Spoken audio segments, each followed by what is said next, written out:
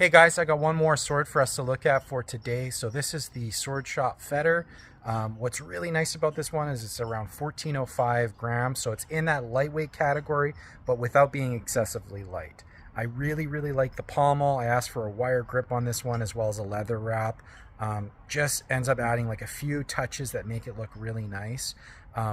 The point of balance is really close at this one. It's at 2 inches, so that's within the historical realm for these swords, but it ends up making it feel pretty light compared to other swords, but still with enough. Like, it's not quite as nimble as like a Siggy concept, but it's pretty darn close. I've been using one against a Siggy and against a real good guy, and I was kind of worried that I was almost cheating by having this sword in that it was pretty light, but it wasn't quite as light as that one, so I felt a little bit better once I handled it.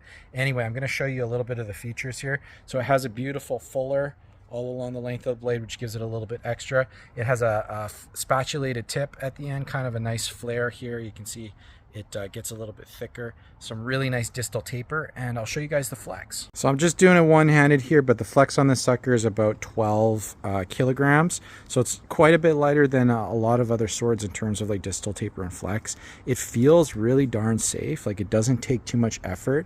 I find it a lot safer than many of my other swords, but I've been using like a little bit of a stiffer PBT Regenier and also like a Wakusi as well, which tend to be stiffer swords. So I think this is like a little bit lighter than normal, a little bit, but not a whole lot. So I just find it that sweet spot in that, like, it doesn't give up too much presence, but it's also really nimble and light. It's kind of that Goldilocks zone for me, which is kind of the specs that I asked for, and you can't really beat that grip and pommel. Take a look at that.